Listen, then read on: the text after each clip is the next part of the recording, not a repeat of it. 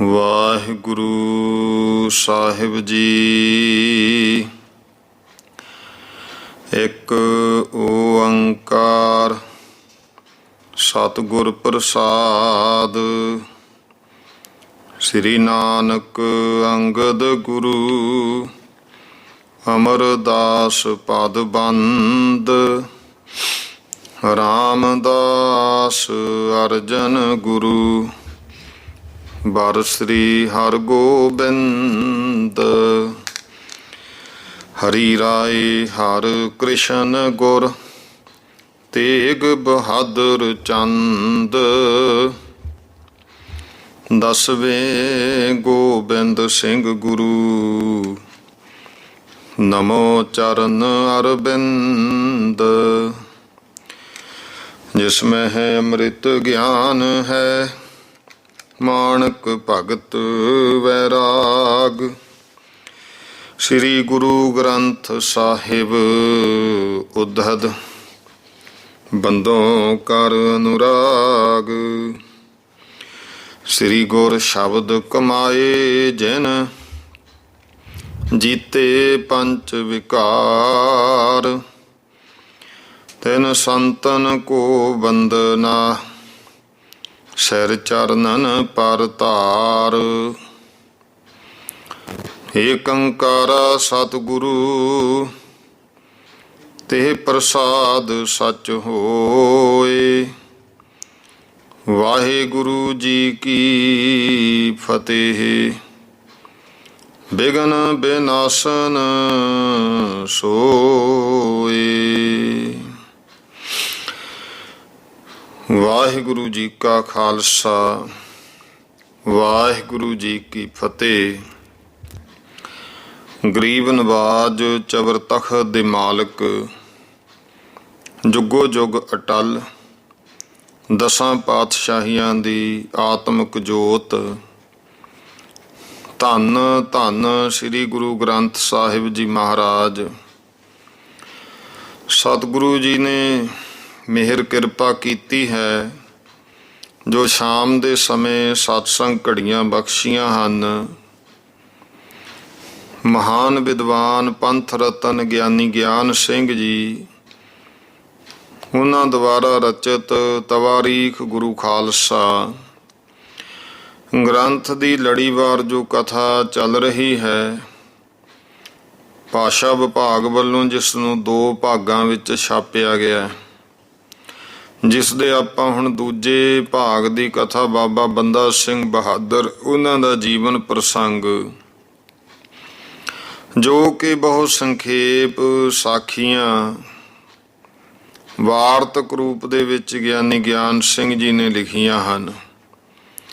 ਕੱਲ ਤੱਕ ਆਪਾਂ ਇੱਥੇ ਤੱਕ ਸਾਖੀਆਂ ਸਰਵਣ ਕਰ ਲਈਆਂ ਕਿ ਵੱਖ-ਵੱਖ ਜਗ੍ਹਾ ਨੂੰ ਫਤਿਹ ਕਰਦੇ ਹੋਏ ਹੁਣ ਬਾਬਾ ਬੰਦਾ ਸਿੰਘ ਬਹਾਦਰ ਨੇ ਪਹਾੜੀ ਰਾਜਿਆਂ ਨੂੰ ਵੀ ਆਪਣੇ ਅਧੀਨ ਕੀਤਾ ਹੋਇਆ ਹੈ ਤੇ ਆਪ ਮੰਡੀ ਰਿਆਸਤ ਵਿੱਚ ਰਾਜੇ ਸੁਦਰਸੈਨ ਦੇ ਕੋਲ ਹੈ।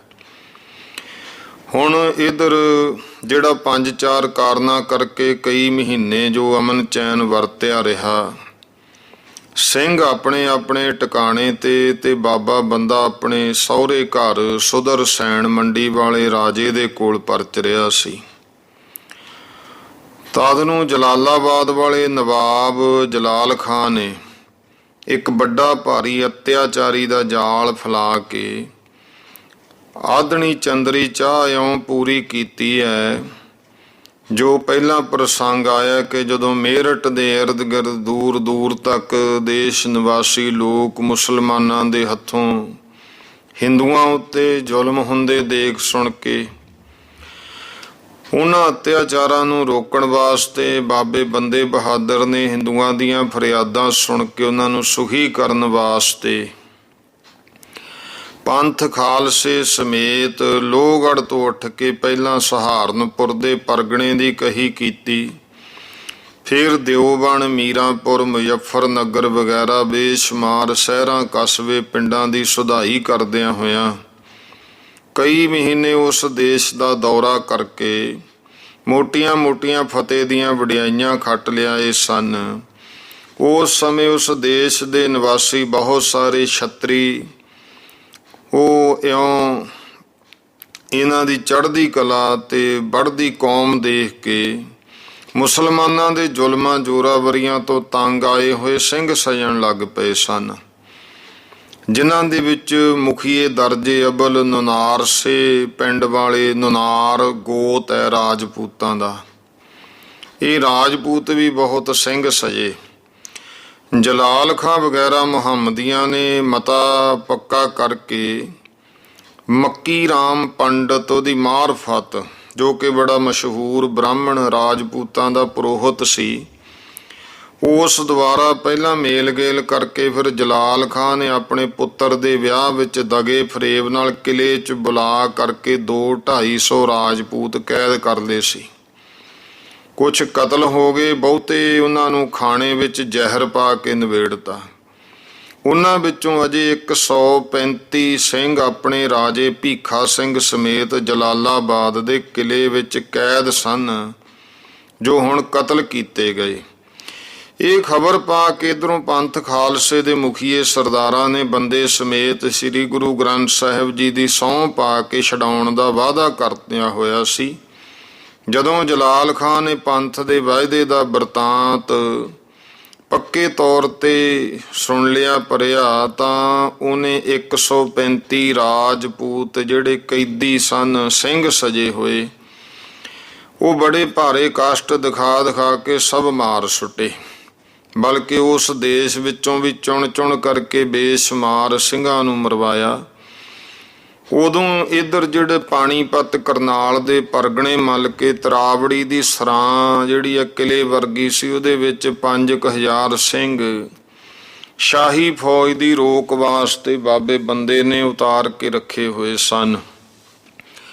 ਉਹਨਾਂ ਨੂੰ ਖਬਰ ਲੱਗੀ ਕਿ ਜੋ ਨਨਾਰਸੇ ਵਾਲੇ ਸਿੰਘ ਜਲਾਲ ਖਾਂ ਨੇ ਕੈਦ ਕਰ ਰੱਖੇ ਸੀ, ਬਹੁਤ ਬੁਰੀ ਬੇਤਰਸੀ ਦੇ ਨਾਲ ਅਤਿਅੰਤ ਦੁੱਖ ਦੇ ਕੇ ਮਾਰ ਸੁੱਟੇ ਐ।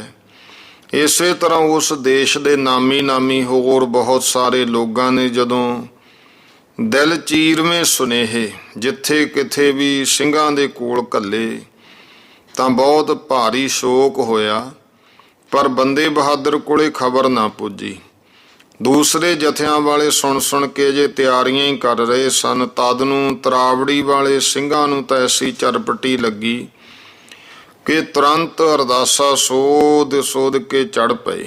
2-2, 4-400 ਅਨੇਕਾਂ ਜਗ੍ਹਾ ਤੀ ਹੋ ਕੇ ਰਸਤੇ ਪਿੰਡਾਂ ਦੀ ਲੁੱਟ ਖਸੁੱਟ ਤੇ ਧਰਮ ਵਿਰੋਧੀਆਂ ਨੂੰ ਦਲਦੇ ਮਲਦੇ ਉਸ ਦੇਸ਼ ਵਿੱਚ ਜਾ ਫਿਰੇ। ਇਹ ਹਾਲ ਸੁਣ ਕੇ ਮਾਲਵੇ ਮਾਝੇ ਦੁਆਬੇ ਦੇ ਸਿੰਘ ਉਹ ਵੀ ਟੋਲੇ ਬੰਨ੍ਹ ਕੇ ਰਵਾ ਰਵੀ ਜਲਾਲਾਬਾਦ ਬੰਨੀ ਚੱਲ ਪਏ, ਕਿਉਂਕਿ ਪਹਿਲਾਂ ਜੋ ਇੱਕ ਵਾਰੀ ਉਸ ਦੇਸ਼ ਨਿਵਾਸੀ ਨਵਾਬਾਂ ਪਰ ਫਤਿਹ ਪਾ ਆਏ ਸਨ, ਇਸ ਖੁਸ਼ੀ ਵਿੱਚ ਸਿੰਘਾਂ ਭਾਈਆਂ ਦਾ ਫਿਰ ਬਦਲਾ ਲੈਣ ਲਈ ਸਿੰਘਾਂ ਨੂੰ ਉਮੰਗ ਉਤਸ਼ਾਹ ਹੋਇਆ। ਬਾਬੇ ਬੰਦੇ ਨੂੰ ਸੁਨੇਹਾ ਭੇਜ ਕੇ ਆਪ ਜਥੇਬੰਦ ਹੋ ਕਰਕੇ ਥਨੇਸਰ ਸ਼ਹਿਰ, ਉੱਥੇ ਤੀਰਥ ਪਰ ਇਸ਼ਨਾਨ ਦਾਨ ਕਰਕੇ ਕੂਚ ਦਰ ਕੂਚ ਮੁਸਲਮਾਨਾਂ ਨੂੰ ਮਾਰੋ ਮਾਰ ਕਰਦੇ ਹੋਏ ਜਲਾਲਾਬਾਦ ਲੋਹਾਰੀ ਦੇ ਨੇੜੇ ਜਾ ਪਹੁੰਚੇ। ਹੁਣ ਨਵਾਬ ਜਲਾਲ ਖਾਂ ਨੂੰ ਵੀ ਇਹ ਪੱਕੀ ਕਿੜ ਪਈ, ਤਾਂ ਉਹ ਵੀ ਛੇਤੀ ਮੁਹੰਮਦ ਦੀ ਖਲਕਤ ਫੌਜ ਇਕੱਠੀ ਕਰਕੇ ਸਿੰਘਾਂ ਦੇ ਮੁਕਾਬਲੇ ਵਾਸਤੇ ਤਿਆਰ ਹੋ ਬੈਠਾ। ਇੱਧਰ ਜਦੋਂ ਬਾਬੇ ਬੰਦੇ ਨੂੰ ਖਬਰ ਪਹੁੰਚੀ ਤਾਂ ਉਹ ਵੀ ਤੁਰਕਾਂ ਤੇ ਦੰਦ ਚੱਬਦਾ ਹੋਇਆ ਰਸਤੇ ਵਿੱਚੋਂ ਸੈਂਕੜੇ ਸਿੰਘਾਂ ਨੂੰ ਨਾਲ ਲੈ ਕੇ ਮਾਰੋ ਮਾਰ ਤੇ ਕਤਲ ਦਾ ਰੰਗ ਖੜਾਉਂਦਾ ਹੋਇਆ ਉਸ ਦੇਸ਼ ਵਿੱਚ ਜਾ ਗੱਜਿਆ, ਜਿਸ ਕਰਕੇ ਸਿੰਘਾਂ ਦੇ ਵੀ ਹੌਸਲੇ ਵੱਧ ਗਏ। ਇੱਥੇ ਪਹਿਲਾਂ ਮਨਹਾਰ ਗੋਤ ਦੇ ਰਾਜਪੂਤ ਬਹੁਤ ਰਹਿੰਦੇ ਸੀ। ਸ਼ਾਹਜਹਾਂ ਬਾਦਸ਼ਾਹ ਨੇ ਆਪਣੇ ਮੀਰ ਸ਼ਿਕਾਰੀ ਜਿਹੜੇ ਥੰਨਾ ਭਵਨ ਵਾਲੇ ਉਹਨੂੰ ਜਗੀਰ ਵਿੱਚ ਦੇ ਦਿੱਤਾ ਸੀ। ਉਸ ਨੇ ਜਦੋਂ ਇਸ ਪਿੰਡ ਪਰਗਣੇ ਦੇ ਸਾਰੇ ਹਿੰਦੂ ਬਹੁਤ ਦੁਖੀ ਕੀਤੇ, ਤਾਂ ਫਿਰ ਤੰਗ ਆਇਦ ਬਜੰਗ ਆਇਦ ਜਿਹੜੇ ਇਹ ਮਨਹਾਰ ਸਨ, ਇਹਨਾਂ ਨੇ ਕਾਠੇ ਦੇ ਰਾਜਪੂਤਾਂ ਨੇ, ਮਨਹਾਰਾਂ ਨੇ ਤੇ ਕਾਠੇ ਦੇ ਆਪਣੇ ਸਹਾਇਕ ਬਣਾ ਕੇ ਅਸੀਂ ਸਖਤ ਲੜਾਈ ਕੀਤੀ। 1000 ਖਾਂ ਸੂਬੇ ਜੈਸੇ 94 ਬਹੁਤ ਆਦਮੀ ਮੁਸਲਮਾਨਾਂ ਦੇ ਮਾਰੇ ਗਏ। ਫਤਿਹ ਤਾਂ ਰਾਜਪੂਤਾਂ ਦੀ ਹੁੰਦੀ, ਪਰ ਮੀਰ ਸ਼ਿਕਾਰ ਦੀ ਸਹਾਇਤਾ ਦੇ ਨਾਲ ਉਹ ਫਿਰ ਹੋਰ ਸ਼ਾਹੀ ਫੌਜ ਆ ਗਈ ਤੇ ਰਾਜਪੂਤ ਪਿੱਛੇ ਹਟ ਗਏ। ਬਾਦਸ਼ਾਹ ਨੇ ਉਹਨਾਂ ਨੂੰ ਉਜਾੜ ਕੇ ਦੇਹਰਾਦੂਨ ਵਸਾਤਾ ਤੇ ਰੋਜ਼-ਰੋਜ਼ ਦਾ ਟਾਂਟਾ ਹੀ ਮੁਕਾਤਾ। ਇਸੇ ਤਰ੍ਹਾਂ ਜਲਾਲ ਖਾਂ ਨੇ ਰਾਜਪੂਤਾਂ ਦੇ ਇਹ ਮਨਹਾਰ ਸ਼ਹਿਰ ਦੀ ਸਫਾਈ ਕਰਕੇ ਉੱਥੇ ਜਲਾਲਾਬਾਦ ਵਸਾ ਰੱਖਿਆ ਸੀ। ਜਦੋਂ ਲੁਹਾਰੀ ਆਦਿਕ ਪਿੰਡਾਂ ਦੇ ਰਾਜਪੂਤਾਂ ਨੇ ਉਹਨੂੰ ਵਸਾਣਾ ਮੁਹਾਲ ਕਰਤਾ ਤਾਂ ਉਹਨੇ ਫਿਰ ਮੱਕੀ ਰਾਮ ਬ੍ਰਾਹਮਣ ਦੀ ਸਲਾਹ ਮਨਾ ਕੇ ਆਪਣੇ ਲੜਕੇ ਦੇ ਵਿਆਹ ਵਿੱਚ ਇਹਨਾਂ ਰਾਜਪੂਤਾਂ ਨੂੰ ਵਿਆਹ 'ਚ ਸੱਦਿਆ ਵੀ ਮੈਂ ਤੁਹਾਨੂੰ ਵਿਆਹ 'ਚ ਸਾਦਾ। ਬ੍ਰਾਹਮਣਾਂ ਦੀ ਮਾਰਫਤ ਤਜਾ ਲਿਆ। ਉਹ ਮੱਕੀ ਰਾਮ ਬ੍ਰਾਹਮਣ ਉਹਦਾ ਟੌਟ ਸੀ ਜਲਾਲ ਖਾਂ ਦਾ, ਤੇ ਧਨ ਦੇ ਪਿੱਛੇ ਵਿਕਿਆ ਹੋਇਆ। ਇਹ ਰਾਜਪੂਤਾਂ ਦਾ ਵੀ ਬ੍ਰਾਹਮਣ ਸੀ। ਇਉਂ ਬੁਲਾ ਕੇ ਕੁਛ ਤਾਂ ਫਿਰ ਜ਼ਹਿਰ ਖਵਾ ਕੇ ਮਾਰਤੇ, ਕੁਛ ਕੈਦ ਕਰ ਲਏ। ਇਸੇ ਤਰ੍ਹਾਂ ਜਲਾਲ ਖਾਂ ਦਾ ਭਾਈ ਸੀ ਹਸਨ ਖਾਂ, ਉਹਨੇ ਵੀ 125 ਰਾਜਪੂਤਾਂ ਨੂੰ ਦਗੇ ਨਾਲ ਮਾਰ ਕੇ ਉਹਨਾਂ ਦੇ ਪਿੰਡ ਸੀ ਜਿਹੜਾ ਲੁਹਾਰੀ, ਉਸ ਤੇ ਕਬਜ਼ਾ ਕਰ ਰੱਖਿਆ ਸੀ। ਤਦ ਤੋਂ ਹੀ ਫਿਰ ਇਹਦਾ ਨਾਂ ਜਲਾਲਾਬਾਦ ਲੁਹਾਰੀ ਪੈ ਗਿਆ। ਹੁਣ ਸਿੰਘਾਂ ਨੇ ਉਸ ਇਲਾਕੇ ਦੇ ਜਿਹੜੇ ਹੈ ਇਹ ਹੁਣ ਇਹ ਦਿੱਲੀ ਦਾ ਪਾਸਾ ਆ ਜਾਂਦਾ ਹੈ, ਯੂਪੀ ਦਿੱਲੀ ਵਾਲਾ ਏਰੀਆ ਜਿਹੜਾ ਸੀ। ਇੱਥੋਂ ਦੇ ਇਲਾਕੇ ਦਿਓਬਨ, ਮੀਰਾਂਪੁਰ, ਮੁਜ਼ੱਫਰਨਗਰ, ਨਨੌਤਾ ਇਹਨਾਂ ਦਾ ਗੋਤ ਸੀ। ਨਨੇਹਰ ਜਾਂ ਇਸ ਤਰ੍ਹਾਂ ਵੀ ਕਹਿੰਦੇ। ਫਿਰ ਨਨੌਤਾ ਸੀ ਮਨਿਹਾਰ, ਇਹ ਵੀ ਜਿਹੜਾ ਹੈ ਰਾਜਪੂਤਾਂ ਦਾ ਗੋਤ ਹੀ ਸੀ। ਫਿਰ ਇਹ ਨਗਰ ਬਣ ਗਏ ਸੀ। ਮੇਰਠ, ਇਹੋ ਜਿਹੇ ਕਸਬੇ ਪਿੰਡ ਲੁੱਟ ਕੇ ਜਲਾਲਾਬਾਦ ਨੂੰ ਜਾ ਕੇ ਘੇਰਾ ਪਾ ਲਿਆ। ਜਲਾਲ ਖਾਂ ਨੇ ਆਪਣੇ ਪੁੱਤ ਭਤੀਜੇ ਪੀਰ ਖਾਂ, ਜਮਾਲ ਖਾਂ, ਦੀਨਦਾਰ ਖਾਂ, ਅਫਜ਼ਲ ਖਾਂ, ਇਹੋ ਜਿਹੇ ਹੋਰ ਵਗੈਰਾ ਵਗੈਰਾ ਉਹਨਾਂ ਨੂੰ ਫੌਜ ਦੇ ਕੇ ਅੱਗੇ ਭੇਜਤਾ। ਸਿੰਘਾਂ ਨੇ ਵੀ ਜਾਂਦਿਆਂ ਹੀ ਲੜਾਈ ਛੇੜਤੀ, ਪੈਰ ਗੱਡ ਕੇ ਚੰਗੇ ਲੜੇ। ਤੁਰਕਾਨੀ ਫੌਜ ਨੂੰ ਚਾਰੇ ਤਰਫਾਂ ਤੋਂ ਘੇਰ ਲਿਆ, ਬਹੁਤ ਮਾਰੇ, ਤੰਗ ਕੀਤੇ। ਤੁਰਕਾਂ ਨੂੰ ਭੱਜਣ ਨੂੰ ਵੀ ਰਾਹ ਨਹੀਂ ਸੀ, ਉਹ ਵੀ ਫਿਰ ਵੱਧ ਕੇ ਰੁਕੇ ਹੋਏ ਲੜਦੇ ਰਹੇ ਸਵੇਰ ਤੋਂ ਦੁਪਹਿਰ ਤੱਕ। ਹਫ ਖੜੇ ਤਦ ਨੂੰ ਜਲਾਲ ਖਾਂ ਨੇ ਬਾਜੀ ਜਾਂਦੀ ਵੇਖ ਕੇ ਹੋਰ ਫੌਜ 700 ਸਵਾਰ ਕੁਮਕ ਤੇ ਮਦਦ ਲਈ ਭੇਜਤਾ। ਗੁਲਾਮ ਮੁਹੰਮਦ ਖਾਂ, ਹਜਬਰ ਖਾਂ ਇਹ ਲੈ ਕੇ ਆ ਗਏ। ਪਰ ਜਿਵੇਂ ਨਾਵੇਂ ਪਾਤਸ਼ਾਹ ਮਹਾਰਾਜ ਦਾ ਬਚਨ ਹੈ, ਮਨ ਕੀ ਮਨ ਹੀ ਮਾਹੇ ਰਹੀ। ਇਹ ਜਿਹੜੇ ਦੋਵੇਂ ਸੀ ਮੁਹੰਮਦ ਖਾਂ, ਹਜਬਰ ਖਾਂ, ਇਹ ਦੋਵੇਂ ਪੜਕ ਮਾਰੇ ਗਏ ਆਉਂਦੇ ਆ। ਜਿਹੜਾ ਦੀਨਦਾਰ ਖਾਂ ਸੀ ਉਹ ਬੇਦਲ ਹੋ ਕੇ ਡਿੱਗ ਪਿਆ। ਪਠਾਨ ਭੱਜ ਕੇ ਜਲਾਲਾਬਾਦ ਦੇ ਕਿਲੇ ਵਿੱਚ ਜਾ ਵੜੇ। ਸਿੰਘਾਂ ਨੇ ਵੀ ਫਿਰ ਜਿਵੇਂ ਬਿੱਲੀਆਂ ਸ਼ੇਰਾਂ ਦੀ ਤਰ੍ਹਾਂ ਕੋਟ ਟੱਪ ਕੇ ਮਾਰ ਮਾਰ ਕੇ ਸਥਾਰ ਲਾਤੇ। ਜਲਾਲ ਖਾਂ, ਹਸਲ ਖਾਂ ਵਗੈਰਾ ਨਾਮੀ ਪਠਾਨ ਇਹ ਤਾਂ ਪਹਿਲਾਂ ਹੀ ਪੱਤਰਾ ਹੋ ਗਏ ਸੀ। ਬਾਕੀ ਸੰਬੰਧੀ ਉਹਨਾਂ ਦੇ ਜਿੰਨੇ ਪੁੱਤਰ ਪੋਤਰੇ ਸਿੰਘਾਂ ਨੇ ਉਦੋਂ ਚੌਣੇ ਚੁਣ ਕੇ ਕਤਲ ਕਰਕੇ ਫਿਰ ਆਪਣੇ ਸਿੱਖ ਭਾਈ ਨਨਾਰਸੇ ਵਾਲਿਆਂ ਦਾ ਵੈਰ ਲੈ ਕੇ ਆਪਣਾ ਕਲੇਜਾ ਠੰਡਾ ਕੀਤਾ। ਪਠਾਣਾਂ ਦਾ ਮਾਲ ਮੱਤਾ ਲੁੱਟ ਕੇ ਫਿਰ 8 ਕੋਹ ਮੁੜ ਕੇ ਆ ਕੇ ਡੇਰਾ ਕੀਤਾ। ਆਪਣੇ ਸਾਜੀ ਫੱਟੜ ਉਹ ਵੀ ਗੱਡੀਆਂ ਵਿੱਚ ਪਾ ਲਿਆਏ। 5 ਦਿਨ ਉੱਥੇ ਠਹਿਰ ਕੇ ਬਿਮਾਰਾਂ ਦੀ ਕਾਰ ਕੀਤੀ, ਭਾਵ ਉਹਨਾਂ ਦਾ ਇਲਾਜ ਵਗੈਰਾ ਕੀਤਾ। ਫਿਰ ਫਤਿਹ ਦੇ ਨਗਾਰੇ ਵਜਾਉਂਦੇ ਹੱਸਦੇ ਖੇਡਦੇ ਕਰਨਾਲ ਬੰਨੀ ਨੂੰ ਮੁੜ ਆਏ। ਜਲਾਲਾਬਾਦ ਦੇ ਜੰਗ ਵਿੱਚ ਭਾਵੇਂ ਬੰਦਾ ਬਹਾਦਰ ਪੰਥ ਦੀ ਅਜਮਾਈ ਕਰਨ ਵਾਸਤੇ ਨਹੀਂ ਆਇਆ, ਉਹ ਨੇੜੇ ਨੇੜੇ ਇਸ ਲਈ ਫਿਰਦਾ ਰਿਹਾ ਵੀ ਜੇ ਲੋੜ ਹੋਊ ਤਾਂ ਜਾ ਕੇ ਮਿਲਾਂਗੇ। ਪਰ ਮੁਸਲਮਾਨ ਦੇਸ਼ ਵਿੱਚ ਆਇਆ ਸੁਣ ਕੇ ਬੰਦੇ ਤੋਂ ਡਰਦੇ ਬਹੁਤ ਸਨ। ਇੰਨੇ ਹੀ ਸੇਕ ਨਾਲ ਸਿੰਘਾਂ ਨੇ ਰੋਟੀ ਰਾੜ ਲਈ, ਕਿਉਂਕਿ ਤਦੋਂ ਬੰਦੇ ਦਾ ਨਾਮ ਹੀ ਹਊਆ ਬਣ ਰਿਹਾ ਸੀ। ਮੁਸਲਮਾਨਾਂ ਦੇ ਕਲੇਜੇ ਨੂੰ ਅੰਗਾਰੀ ਦੀ ਤਰ੍ਹਾਂ ਸਾੜ ਕੇ ਬੇਦਲ ਕਰ ਰਿਹਾ ਸੀ। ਬਲਕਿ ਜਿੱਥੇ ਬੰਦਾ ਨਹੀਂ ਵੀ ਸੀ ਜਾਂਦਾ ਉੱਥੇ ਵੀ ਬੰਦੇ ਨੂੰ ਸਿੰਘਾਂ ਦੇ ਦਿਲ ਵਿੱਚ ਮੰਨ ਕੇ ਦੁਸ਼ਮਣ ਸਿੰਘਾਂ ਤੋਂ ਡਰਦੇ ਰਹਿੰਦੇ ਸਨ। ਸਿੰਘ ਵੀ ਜਦੋਂ ਕਦੇ ਇਉਂ ਹੀ ਆਇਆ ਬੰਦਾ ਇਹ ਆਵਾਜ਼ਾਂ ਦਿੰਦੇ ਹੋਏ ਬੈਰੀ ਨੂੰ ਦੌਰ ਭੌਰ ਕਰਕੇ ਇਉਂ ਜਾਲ ਤਾੜਦੇ ਸੀ। ਦੁਸ਼ਮਣ ਨਾ ਸੁਣ ਕੇ ਭੱਜ ਜਾਂਦਾ ਸੀ। ਇਸ ਕਰਕੇ ਸਿੰਘਾਂ ਨੇ ਇਸ ਮੁਹਿੰਮ ਨੂੰ ਬੰਦੇ ਦੇ ਸੇਕ ਨਾਲ ਹੀ ਫਤਿਹ ਕਰ ਲਿਆ। ਇਉਂ ਜਾਣੋ ਕਿ ਫਤਿਹ ਦਾ ਪ੍ਰਸ਼ਾਦਾ ਰਾੜ ਲਿਆ। ਹੁਣ ਇਸ ਮੁਹਿੰਮ ਫਤਿਹ ਹੋਈ ਤੋਂ ਬਾਬਾ ਬੰਦਾ ਬਹਾਦਰ ਵੀ ਪੰਥ ਨੂੰ ਵਧਾਈ ਦੇ ਕੇ ਆਪਣੇ ਸਾਥੀਆਂ ਨੂੰ ਸ਼ਿਕਾਰ ਖੜਾਉਂਦਾ ਹੋਇਆ ਮੁੜ ਲੋਹਗੜ੍ਹ ਬੰਨੀ ਚਲਿਆ ਗਿਆ ਤੇ ਪੰਥ ਖਾਲਸਾ ਰਾਹ ਦੇ ਲੋਕਾਂ ਤੋਂ ਧੰਨ ਪੰਥ ਖਾਲਸਾ ਧੰਨ ਸਿੱਖ ਹੋਏ ਇਹੋ ਜਿਹੇ ਖੁਸ਼ੀ ਦੇ ਬਚਨ ਸੁਣਦਾ ਹੋਇਆ ਕਰਨਾਲ ਜਾ ਪਹੁੰਚਿਆ।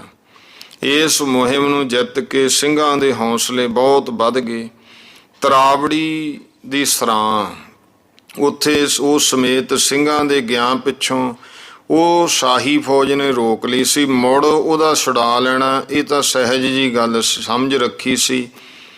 ਬਾਬੇ ਬੰਦੇ ਦੀ ਸਲਾਹ ਵੀ ਨਾ ਪੁੱਛੀ, ਕਿ ਕਰਨਾਲ ਤੋਂ ਚੜ੍ਹ ਕੇ ਵਜੀਦ ਖਾਂ ਫੌਜਦਾਰ ਸ਼ਾਹੀ ਨੂੰ ਕਹਿ ਭੇਜਿਆ ਵੀ ਸਰਾਂ ਖਾਲੀ ਕਰ ਦਿਓ, ਨਹੀਂ ਤਾਂ ਸਿੰਘਾਂ ਦਾ ਹੱਲਾ ਜਿਹੜਾ ਅੱਲਾ ਦਾ ਕਹਿਰ ਆ ਉਹ ਹੁਣ ਤੇਰੇ ਤੇ ਹੋਵੇਗਾ।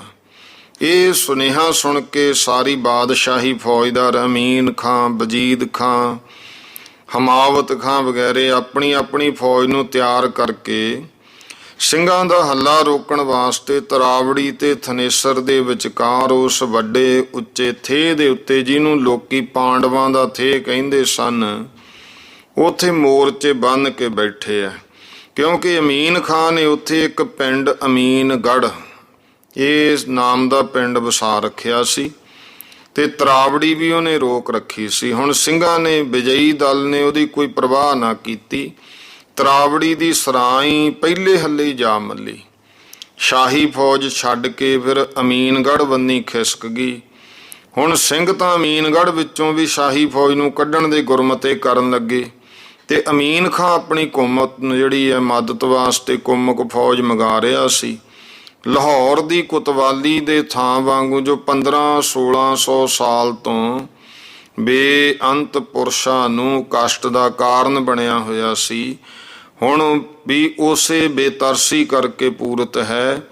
ਹੁਣ ਇਹ ਮੈਦਾਨ ਹੈ ਜਿੱਥੇ ਪਹਿਲਾਂ ਕੌਰਵਾਂ ਪਾਂਡਵਾਂ ਦੇ ਸਮੇਂ ਮਹਾਭਾਰਤ ਹੋਇਆ ਤੇ ਦੂਜੇ ਪ੍ਰਿਥੂ ਰਾਜ ਚੌਹਾਨ ਤੇ ਉਹੀ ਸੁਹਾਬੂਦੀਨ ਗੌਰੀ ਇੱਥੇ ਲੜੇ। ਤੀਸਰਾ ਗੌਰੀ ਪਠਾਨ ਤੇ ਤੁਗਲਾਂ ਦੀ ਵੀ ਇੱਥੇ ਮੁਗਲਾਂ ਦੀ ਕਟਾਵੱਢੀ ਹੋਈ। ਚੌਥੇ ਜਿਹੜੇ ਲੋਧੀ ਪਠਾਨ ਇਬਰਾਹੀਮ ਬਾਦਸ਼ਾਹ ਤੇ ਮੁਗਲ ਹੋਇਆ ਬਾਬਰ ਚੁਗੱਤਾ, ਇਹ ਲੜੇ ਸੀ। ਪੰਜਵਾਂ ਨਾਦਰ ਸ਼ਾਹੀ ਕਜਲਬਾਸ ਤੇ ਮੁਗਲਾਂ ਦਾ ਵੀ ਕੁਤਰਾ ਹੋਇਆ। ਛੇਵਾਂ ਫਿਰ ਇੱਥੇ ਮਰਹੱਟੇ ਤੇ ਅਹਿਮਦਾਬਾਦ ਦਾ ਦੁਰਾਨੀ ਉਹ ਲਹੂ ਲੁਹਾਨ ਹੋਏ, ਜਿਨ੍ਹਾਂ ਵਿੱਚੋਂ ਭਾਊ ਜੀ, ਵਿਸ਼ਵਾਸ ਰਾਓ ਇਹ ਮਰਹੱਟਿਆਂ ਦੇ ਮੁਖੀ, ਬੇਸ਼ੁਮਾਰ ਸਰਦਾਰ ਮਹਾਰਾਜੇ ਉਹ ਜੂਝੇ ਨੇ, ਜਿਨ੍ਹਾਂ ਨੇ ਹੁੱਕਿਆਂ ਤੇ ਛੜੀਆਂ ਦੇ ਕਈ ਲੱਖ ਰੁਪਈਏ ਪਏ ਮੁੱਲ ਪਏ ਸੀ। ਸੱਤਵਾਂ ਹੁਣ ਸਿੰਘਾਂ ਦੀ ਤੇ ਸ਼ਾਹੀ ਫੌਜ ਦੀ ਮੁੱਠਭੇੜ ਜੰਗ ਤਾਂ ਬਹੁਤ ਮਹਾ ਘੋਰ ਐਸੇ ਹੋਏ, ਜਿਨ੍ਹਾਂ ਦੇ ਲਹੂ ਨਾਲ ਕਈ ਮਹੀਨੇ ਧਰਤੀ ਲਾਲ ਸੂਹੀ ਚੁੰਨੀ ਪਹਿਨ ਕੇ ਅਛੇੜ ਵੀਰ ਬੋਟੀ ਬਣੀ ਬੈਠੀ ਹੈ। ਬਾਕੀ ਛੋਟੇ ਮਾਰ ਕੇ ਤਾਂ ਇੱਥੇ ਬੇਅੰਤ ਹੋਏ। ਪਰ ਇਹ ਟੁਕੜਾ ਜ਼ਮੀਨ ਦਾ ਸੂਰਵੀਰ ਮਨੁੱਖਾਂ ਤੇ ਘੋੜਿਆਂ ਦੇ ਲਹੂ ਦਾ ਐਸਾ ਪਿਆਸਾ ਰਿਹਾ, ਜੋ ਹਰ ਵੇਲੇ ਬੜੇ ਬੜੇ ਸੂਰਬੀਰਾਂ ਦੇ ਰੱਤ ਦੀਆਂ ਘੁੱਟਾਂ ਭਰਦਾ ਹੋਇਆ ਗਿਆਨੀ ਜੀ ਕਹਿੰਦੇ ਅਜੇ ਤੱਕ ਵੀ ਨਹੀਂ ਰੱਜਿਆ। ਹੁਣ ਸ਼ਾਹੀ ਫੌਜਦਾਰਾਂ ਨੇ ਸਿੰਘਾਂ ਨੂੰ ਜਿੱਤ ਕੇ ਪਲੇ ਭੂਹੇ ਹੋਏ ਦੇਖ ਕੇ ਕੁਛ ਤਾਂ ਆਪਣੇ ਪਰਗਣੇ ਦੇ ਵਾਹਰੂ ਮਾਹਰੂ ਮੰਗ ਲਏ, ਕੁਛ ਦਿੱਲੀ ਤੋਂ ਫੌਜ ਮੰਗ ਲਈ। ਜੋ ਦੱਸਿਆ ਗਿਆਨੀ ਜੀ ਕਹਿੰਦੇ ਵੀ ਇਸ ਸਿੰਘੀ ਫੌਜ ਦੇ ਇਲਾਕੇ ਤਰਾਵੜੀ ਦਾ ਜਿਹੜਾ ਪ੍ਰਬੰਧ ਸੀ ਇਹ ਸਾਰਾ ਭਾਈ ਬਾਜ ਸਿੰਘ ਤੇ ਭਾਈ ਰਾਮ ਸਿੰਘ ਇਹ ਬਲਗੋਦ ਦੇ ਜੱਟ ਨੇ, ਤੇ ਦੂਸਰਾ ਬਾਬਾ ਬਨੋਦ ਸਿੰਘ ਇਹ ਤ੍ਰੇਹਣ ਗੋਤ ਹੈ ਗੁਰੂ ਅੰਗਦ ਦੇ ਪਾਤਸ਼ਾਹ ਦੀ ਅੰਸ਼-ਵੰਸ਼ ਇਹਨਾਂ ਦੇ ਹੱਥ ਵਿੱਚ ਸੀ। ਇਹਨਾਂ ਤੋਂ ਡਰਦਾ ਵਜੀਦ ਖਾਂ ਫੌਜਦਾਰ ਪਾਣੀਪਤ ਬੈਠਾ ਆਪਣੇ ਸਹਾਇਕਾਂ ਨੂੰ ਉਡੀਕ ਰਿਹਾ ਸੀ। ਜਦੋਂ ਸ਼ਾਹੀ ਫੌਜ ਤੇ ਪਰਗਣੇ ਦੀਆਂ ਛੇੜਾਂ ਵਾਹਰੂ ਆਦਮੀ ਜਿੰਨੇ ਇਕੱਠੇ ਹੋਏ ਤਾਂ ਸਿੰਘਾਂ ਬੰਨੀ ਨੂੰ ਰੌਕ ਕੀਤਾ। ਇਧਰੋਂ ਸਿੰਘਾਂ ਨੇ ਵੀ ਉਹ ਬੇਸ਼ੁਮਾਰ ਦੁਸ਼ਮਣਾਂ ਦੇ ਲਸ਼ਕਰ ਦਾ ਭੋਰਾ ਭਰ ਵੀ ਕੋਈ ਭੈ ਨਹੀਂ ਕੀਤਾ, ਸਗੋਂ ਇੱਕ ਗਸਤੀ ਜਥਾ ਭੇਤ ਲੈਣ ਵਾਸਤੇ ਅੱਗੇ ਤੋਰਤਾ। ਜਦੋਂ ਸ਼ਾਹੀ ਫੌਜ ਅਮੀਨਗੜ੍ਹ ਪਹੁੰਚੀ ਤਾਂ ਸਿੰਘਾਂ ਨੇ ਵੀ ਜਾ ਕੇ ਦਰਸ਼ਨ ਦੇਤੇ। ਦਵੱਲਿਓਂ ਲੜਾਈ ਹੋਈ, ਸਿੰਘਾਂ ਨੇ ਐਸੇ ਡਾਢੇ ਕਹਿਰ ਦੇ ਹੱਲੇ ਕੀਤੇ ਕਿ ਸ਼ਾਹੀ ਫੌਜਾਂ ਸੈਨਾ ਘਬਰਾ ਉੱਠੀ। ਇੱਥੇ ਫਿਰ ਫਤਿਹ ਸਿੰਘਾਂ ਦੀ ਹੋਈ। ਪਰ ਤਦੋਂ ਹੀ ਮੁਹਾਵਤ ਖਾਨ ਖਾਨੇ ਵਜ਼ੀਰ ਦਾ ਪੋਤਰਾ ਉਹ ਕੁੰਮਕ ਲੈ ਕੇ ਆ ਪਹੁੰਚਿਆ। ਕੁੰਮਕ ਸ਼ਬਦ ਕਈ ਵਾਰ ਆਇਆ ਦਾ ਭਾਵ ਹੁੰਦਾ ਫੌਜੀ ਮਦਦ, ਤੇ ਸਿੰਘ ਵੀ ਤਾਣ ਗਏ ਵੀ ਇਹ ਤਾਂ ਆਇਆ ਬਾਬਾ ਕਾਹਨ ਸਿੰਘ। ਇਹ ਬਾਬਾ ਕਾਹਨ ਸਿੰਘ ਗੁਰੂ ਅਮਰਦਾਸ ਮਹਾਰਾਜ ਦੀ ਅੰਸ਼-ਬੰਸ਼ ਹੈ ਤੇ ਮੀਰੀ ਸਿੰਘ ਅੱਗੇ ਬਾਬੇ ਕਾਹਨ ਸਿੰਘ ਦਾ ਪੁੱਤਰ ਹੈ। ਇਹ ਭੱਲੇ ਬੰਸ਼ ਦੇ ਨੇ। ਹੋਰ ਇਤਿਆਦਿਕ ਇਹਨਾਂ ਨੇ ਪਹਿਲੇ ਸਹਾਇਕ ਨੂੰ ਹੀ ਸੋਧਣਾ ਚੰਗਾ ਸਮਝਿਆ ਤੇ ਉਸੇ ਵੱਲ ਸਿੰਘ ਝੁਕਾ ਤੇ ਉਹਦੀ ਸਵਾਰੀ ਫੌਜ ਆਪਣੇ ਬਚਾਅ ਵਾਸਤੇ ਉਸ ਸੰਘਣੇ ਜੰਗਲ ਵਿੱਚ ਤਾਂ ਵੜ ਗਈ, ਪਰ ਫਿਰਨਾ ਔਖਾ ਹੋ ਗਿਆ। ਕੋਈ ਤਾਂ ਕੰਡਿਆਂ ਨੇ ਕੱਪੜੇ ਤੇ ਘੋੜੇ ਉਹਨਾਂ ਦੇ ਪਾੜੇ, ਕੁਝ ਸਿੰਘਾਂ ਨੇ ਵਿਉਂਤੇ, ਕਿਉਂਕਿ ਜਿਹੜੇ ਸਿੰਘ ਸੀ ਤਾਂ ਜੰਗਲਾਂ ਦੇ ਤਾਂ ਇੰਨੇ ਮਾਹਰ ਸੀ। ਸਿੰਘਾਂ ਨੂੰ ਤਾਂ ਉਹਨਾਂ ਸਮਿਆਂ 'ਚ ਜੰਗਲੀ ਦਰਿੰਦੇ ਕਹਿੰਦੇ ਹੁੰਦੇ ਸਨ। ਪੈਦਲ ਹੋ ਕੇ ਇੰਨੀ ਤਲਵਾਰ ਚਲਾਈ ਕਿ ਦੁਸ਼ਮਣਾਂ ਦੇ ਆਹੂ ਲਾ। ਤੇ ਇਹ ਹਾਲ ਵੇਖ ਕੇ ਜਦ ਮੁਹਾਵਤ ਖਾਂ ਪਿੱਛੇ ਨੂੰ ਤਿਲਕਿਆ, ਸਿੰਘਾਂ ਨੇ ਹੱਲਾ ਕਰਕੇ ਉਹਦੀ ਫੌਜ ਖੰਡਾਤੀ। ਹੁਣ ਜੰਗ ਦਾ ਰੰਗ ਹੋਰ ਹੀ ਢੰਗ ਤੇ ਹੋਇਆ। ਇਹ ਹਾਲ ਵੇਖ ਕੇ ਫਿਰੋਜ਼ ਖਾਂ ਮੇਵਾਤੀ ਨੂੰ ਬਹੁਤ ਭਾਰੀ ਖਿਝ ਹੋਈ। ਸਰਦਾਰ ਖਾਂ ਹਰਾਵਲ, ਜਿਹੜਾ ਸਰਦਾਰ ਹਰਾਵਲ ਖਾਂ ਤੇ ਵਜੀਦ ਖਾਂ, ਉਹਨਾਂ ਨੂੰ ਕਹਿਣ ਲੱਗਿਆ ਦੇਖੋ ਸਿੰਘ ਵੱਧਦੇ ਆਉਂਦੇ ਆ, ਸ਼ਾਹੀ ਫੌਜ ਥੜਕਦੀ ਜਾਂਦੀ ਹੈ, ਜੇ ਆਪਾਂ ਹਾਰ ਗਏ ਤਾਂ ਬਾਦਸ਼ਾਹ ਆਪਣੀਆਂ ਹੱਡੀਆਂ ਚੱਬ ਦੂਗਾ। ਉਹ ਆਖੂ ਵੀ ਹਰਾਵਲ ਬਣਾ ਕੇ ਘੱਲੇ ਸੀ, ਸਿੰਘਾਂ ਦੇ ਇੱਕ ਦਸਤੇ ਤੋਂ ਮਾਰ ਖਾ ਕੇ ਆ ਗਏ। ਹਰਾਵਲ ਦੀ ਇੱਜ਼ਤ ਜਿੱਤੇ ਤਾਂ ਸਭ ਤੋਂ ਵੱਡੀ, ਹਾਰੇ ਤਾਂ ਸਭ ਤੋਂ ਵੱਡੀ ਬੇਇੱਜ਼ਤੀ ਹੈ। ਹੁਣ ਜਦੋਂ ਸਿੰਘਾਂ ਨੇ ਚਪੌਲ ਮਾਰ ਕੇ ਸ਼ਾਹੀ ਫੌਜ ਦੇ ਆਹੂ ਲਾਹ ਛੱਡੇ, ਫਿਰ ਕੀ ਬਣੂਗਾ? ਕਹਿੰਦੇ ਹੱਥ ਮਲਦੇ ਰਹਿ ਜਾਓਗੇ। ਇਹ ਸੋਚ ਕੇ ਸਾਰੇ ਸਰਦਾਰਾਂ ਨੇ ਬਾਰੇ ਦੇ ਸੈਯਦ ਬੁਲਾ ਲਏ। ਪੈਦਲ ਹੋ ਕੇ ਤਲਵਾਰਾਂ ਧੂ ਕੇ ਅਲੀ ਅਲੀ ਬੋਲਦੇ ਸਿੰਘਾਂ ਦੇ ਟੁੱਟ ਪਏ। ਭਾਵੇਂ ਸਿੰਘ ਵੀ ਬਥੇਰੇ ਪੈਰ ਗੱਡ ਕੇ ਲੜੇ, ਪਰ ਇੱਕ ਦਾਰੂ ਦੋ, ਦੋ ਦਾ ਚਾਰ, ਜਿੱਥੇ ਬੇਸ਼ੁਮਾਰ ਟੁੱਟ ਪਏ ਫਿਰ ਚਾਰਾ ਕੀ ਚੱਲਣਾ ਹੈ। ਸਿੰਘਾਂ ਨੇ ਕਚੀਚੀਆਂ ਵੱਟ ਬੇਸ਼ੁਮਾਰ ਵੈਰੀਆਂ ਦੇ ਸਿਰ ਲਾਹੇ, ਕਹਿਰ ਦੀ ਤੇਗ ਵਾਹੀ, ਪਰ ਜਿੱਤ ਹਾਰ ਜਿਹੜੀ ਆ ਉਹ ਕਰਤਾਰ ਦੇ ਹੱਥ ਹੈ। ਸਿੰਘ ਵੈਰੀ ਦਾ ਪਰਬਲ ਹੱਲਾ ਵੇਖ ਕੇ ਫਿਰ ਪਿੱਛੇ ਹਟ ਗਏ। ਉਹ ਸਮਾਂ ਸਿੰਘਾਂ ਉੱਤੇ ਇੱਕ ਬੁਰਾ ਕਹਿਰ ਦਾ ਗੁਜ਼ਰਿਆ। ਜਿਹੜੇ ਨੱਸ ਗਏ ਜਾਂ ਰੋਲ ਬੰਨ੍ਹ ਕੇ ਕਰਨਾਲ ਬੰਨੀ ਮੁੜਿਆਏ ਉਹ ਤਾਂ ਬਚ ਗਏ, ਬਾਕੀ ਫੱਟੜ ਅੱਧ ਮੋਏ ਜਾਂ ਮਰੇ ਹੋਏ ਜਿਉਂਦੇ ਜੋ ਵੈਰੀ ਦੇ ਹੱਥ ਲੱਗੇ ਉਹਨਾਂ ਸਾਰਿਆਂ ਨੂੰ ਦਰਖਤਾਂ ਨਾਲ ਲਟਕਾਤਾ। ਐਸਾ ਕੋਈ ਰਸਤਾ ਜਾਂ ਪਿੰਡ ਕਸਬਾ ਉਸ ਗਿਰਦਨਵਾਈ ਆਲੇ ਦੁਆਲੇ ਵਿੱਚ ਨਹੀਂ ਛੱਡਿਆ ਜਿੱਥੇ ਡਰ ਬਿਠਾਉਣ ਵਾਸਤੇ ਜਿਵੇਂ ਤੋਰੀਆਂ ਅੱਲਾਂ ਬਈਆਂ ਦੇ ਆਲਣੇ ਲਟਕਦੇ ਆ ਨਾ, ਇਉਂ ਸਿੱਖ ਲਟਕਾਏ। ਕੋਈ ਪਿੰਡ ਨਹੀਂ ਛੱਡਿਆ ਜਿੱਥੇ ਸਿੱਖ ਨਾ ਲਟਕਾਏ ਹੋਣ। ਧੰਨ ਜਨਮ ਉਹਨਾਂ ਦੇ ਜਿਨ੍ਹਾਂ ਜਿਉਂਦਿਆਂ ਧਰਮ ਰੱਖਿਆ ਵਾਸਤੇ ਵੱਡੇ ਵੱਡੇ ਕਸ਼ਟ ਸਹਾਰੇ, ਫਿਰ ਅੰਤ ਨੂੰ ਆਪਣਾ ਮਾਸ ਵੀ ਚੀਲਾਂ ਕਾਗਾਂ ਵਗੈਰਾ ਮਾਸਹਾਰੀਆਂ ਨੂੰ ਛਕਾ ਕੇ ਜੱਗ ਪੂਰੇ ਕਰ ਗਏ।